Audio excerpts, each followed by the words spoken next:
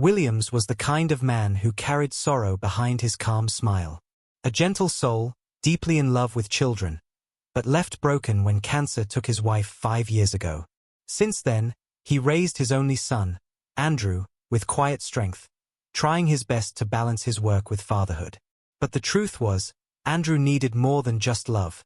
He needed a woman's care, a mother's presence. And Williams knew he couldn't do it alone.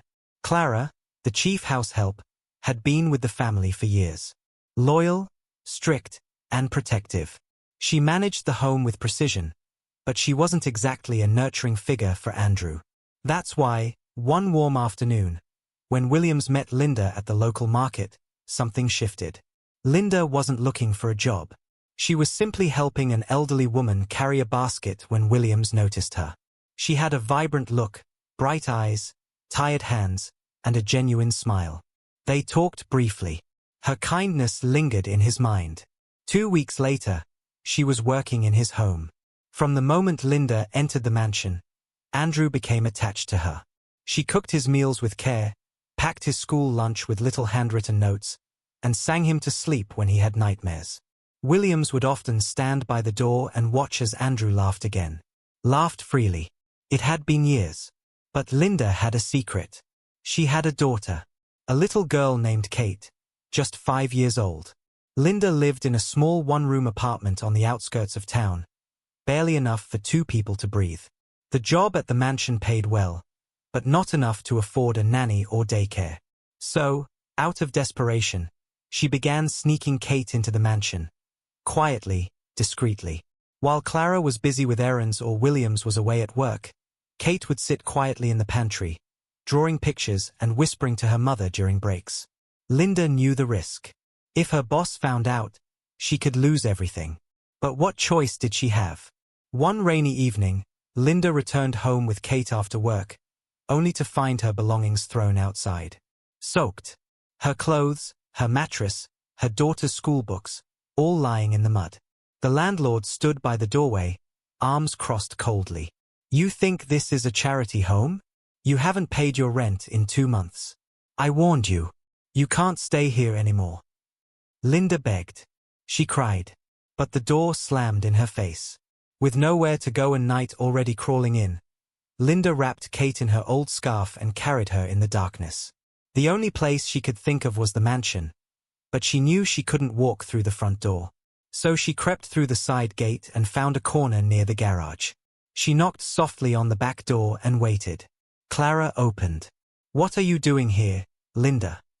Clara asked, frowning. "I have nowhere to go. Please, Clara. I just need to sleep in the guest house for tonight.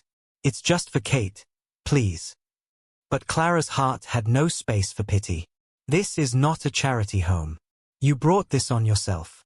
You should have told the boss the truth. Don't drag the girl into this," she said, then shut the door. Linda stood there, frozen. The wind picked up. The night turned bitter cold. The moon disappeared behind thick clouds. She wrapped her arms around Kate, who was now shivering. They curled up on the wooden bench beside the garden. Kate was crying softly, and Linda, trying to stay strong, wiped her daughter's tears and whispered, "Mummy's here. Just sleep, baby. Just sleep." But Linda couldn't sleep. She sat there staring into the dark, silently praying for morning. Hours passed. And then, footsteps. Linda looked up, startled, and saw Williams standing with a flashlight. He had gone to check on a sound he heard near the garden, and there she was. "Linda?" His voice was low, confused. "What are you doing here?" Her lips trembled. She stood quickly, shielding Kate behind her. "I'm sorry, sir. I didn't mean to. I just—" But before she could explain, Kate peeked from behind her. Williams stared at the little girl. "Who is she?" Linda couldn't hide anymore. Her eyes welled up. "She's my daughter. I didn't tell you because I was scared. I needed the job. I had no one to help me. And I'm sorry, sir. Please don't fire me. I just needed a chance." Williams didn't speak for a moment. He looked at Kate's bare feet, the thin scarf wrapped around her, the tears in Linda's eyes. "Come inside," he said quietly. Linda hesitated. "I said come inside. Both of you." He led them into the warm living room. Clara was already watching from the stairs, silent. Williams looked at her and said nothing. He went into the guest room himself, pulled out a blanket, turned on the heater, and handed Linda a cup of tea. Linda couldn't stop crying. "Why didn't you just tell me?" he asked, gently. "Because I thought you'd see me as irresponsible. A liar. I didn't want to lose the job. I didn't want to lose the only place I felt safe." Williams nodded slowly. "You're not irresponsible. You're a mother doing everything she can for her child. And you didn't lie, you just protected what mattered most to you." He walked over to Kate and knelt in front of her. "Hi, Kate. I'm Uncle Williams. You can call this your home too, okay?"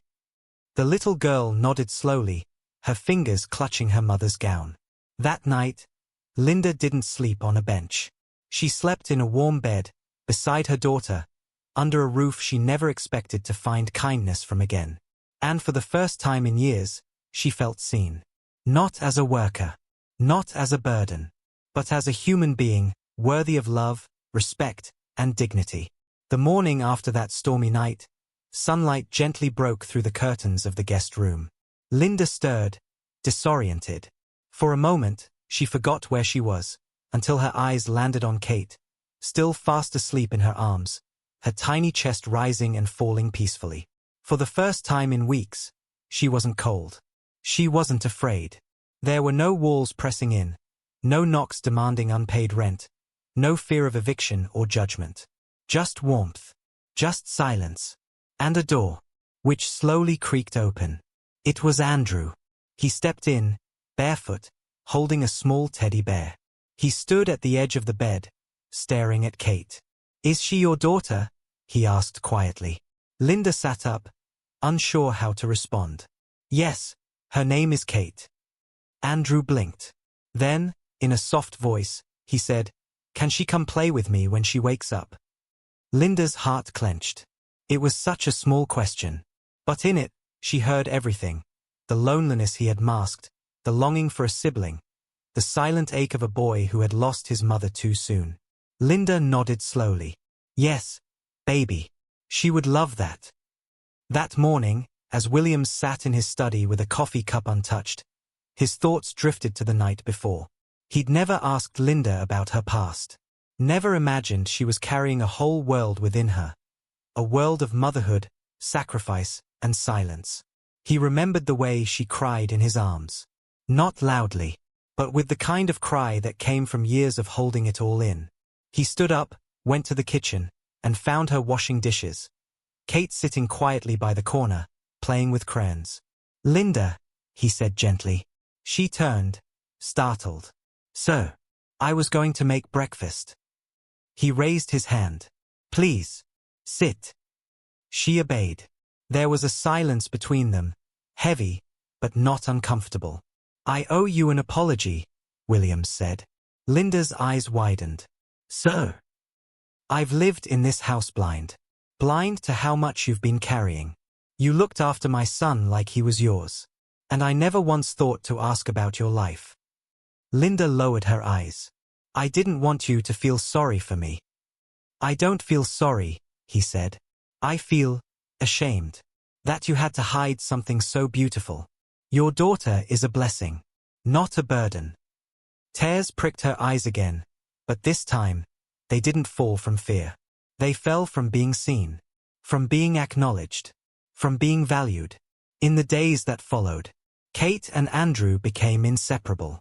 They played together, ate together, even insisted on sleeping in the same room during thunderstorms. Andrew, once quiet and withdrawn, now laughed freely. He drew pictures of their new family and handed them to Linda every night. One night, he asked her a question that nearly broke her. "Auntie Linda, can I call you Mum too?" Linda's lips trembled. She pulled him close, kissed his forehead, and whispered, "You already do in my heart." But not everyone in the mansion was happy. Clara, the woman who once ruled the home like a fortress, now found herself sidelined. Her authority questioned. her pride wounded. One evening, she confronted Williams. She lied to you. She disrespected the rules. You let her stay because she cried. Williams looked her straight in the eye. No, Clara. I let her stay because I finally realized she's been the mother in this house all along. Clara scoffed. You're falling for her, aren't you? Williams didn't answer. Because he didn't know. Was it love? Or was it the way she held Andrew like his late wife once did? Was it the softness in her voice? The strength behind her eyes? The pain she never asked anyone to fix? He didn't know. But what he did know was that he wasn't the only one healing anymore. One night, Linda was in the backyard, folding laundry when Williams joined her. It was quiet, the moonlight reflecting off the wet grass. Fireflies blinked in the distance. For a while, neither of them spoke. Then he said, "Do you ever miss your past?" Linda folded a shirt slowly. "Every day. But not because I want to go back. I miss the version of me before life hardened my heart." He nodded. "I lost myself when my wife died," he said. "But watching you with Andrew, it reminds me of the love we had. And the love we never got to finish giving." Linda looked at him. Their eyes met, two tired souls, two broken hearts that found quiet in each other. "I don't want to be saved," she said. "I just want a place where my daughter can sleep without fear."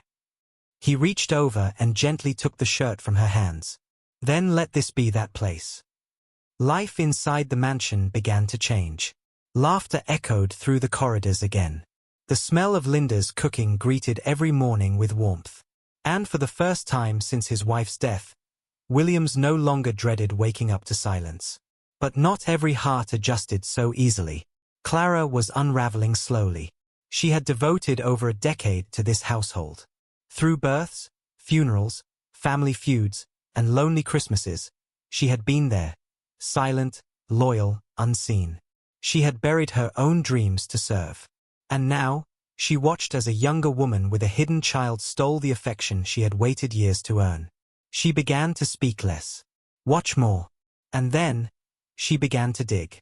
One afternoon, while Linda and the children were at the park, Clara walked into the guest room with a purpose. She opened drawers, checked under pillows, until her hands landed on a small, worn journal. Linda's journal. She flipped it open. "Kate hasn't eaten well in 2 days. I think she's falling sick again." Clara's face tightened. She kept reading. "I'm scared Williams is getting too kind. I don't want to misread it. I owe him too much. But sometimes I wonder, what if he's the one God sent to end this storm?" Clara shut the book. Her hands were shaking. That night, the rain returned, soft at first, then loud like footsteps on the roof. Linda paced the room, holding Kate in her arms. She was burning with fever. The little girl whimpered, her forehead hot like fire. "Mummy, my tummy hurts." Linda rocked her, panic spreading in her chest like wildfire. She ran to Clara's room, barefoot and trembling. "Please, Clara. Kate needs a doctor. She's burning up." Clara stared blankly at her, then turned slowly in her chair. "I warned you. This isn't your home." Linda's voice cracked. "She's just a child. And I was just a housemaid when I first came here. But I didn't sneak anyone into this house. I followed rules." Linda's lips quivered. "So you'll punish a child for my mistake?" Clara folded her arms. "If you want her to get help, ask your boss. After all, he's the one you're getting close to." Those words stung like glass. But there was no time to defend herself. Linda turned and bolted upstairs, to William's room. She didn't knock. She just burst in, eyes wide with desperation. "Sir, please. It's Kate. She's burning up. She can't breathe properly. I think it's malaria or worse. Please. I don't know what to do." Williams didn't hesitate. Within 5 minutes, he had wrapped Kate in a blanket, carried her into the backseat of his car, and drove straight to the hospital in the storm. Linda sat in the back, holding Kate's hand, whispering prayers between sobs. Williams kept glancing in the rearview mirror, Every time he saw her lips pressed against her daughter's forehead, something twisted in his chest. At the hospital, Kate was admitted immediately. Her malaria had advanced. Her immune system was weak. The doctor said if they had waited another night, it could have turned deadly. Linda broke down in the waiting room. Not with tears. With silence. She sat on the cold bench, staring blankly ahead. The weight of shame pressing her down. The guilt. The fear. The memories of every time she failed to protect her child. Williams sat beside her. Quiet. Steady. Then gently, he spoke. "You're not alone, Linda." She shook her head. "But I am. I've always been. I was 16 when I got pregnant. My mother chased me out. Her last words were, 'Let the street raise you since you chose disgrace.' And it did." Her voice broke. "I raised Kate on my back. Cleaned floors with her strapped to me. She's all I have. And I still can't keep her safe." Williams placed his hand over hers. "You're not failing. You're surviving. And that's braver than most people will ever understand." The next morning, Kate woke up with a weak smile. "Mummy." Linda leaned in, choking on a sob. "I'm here, baby. I'm right here." Andrew and Williams arrived shortly after, carrying her favorite juice and a teddy bear. Kate's face lit up. Her small arms reached for Andrew. "You came." Andrew smiled. "I'm your big brother now. Of course I came." Williams looked at Linda, and without speaking, she knew what he was saying. "This child is ours now. Yours. Mine. Andrew's. She's not alone anymore." Back at the mansion, Clara watched from the window as the family returned. She could see it clearly now, the bond forming. The way Williams looked at Linda when she wasn't watching. The way Andrew clung to her as if she'd always been his. And Clara felt something she'd tried to deny for years. Loneliness. She closed the curtain.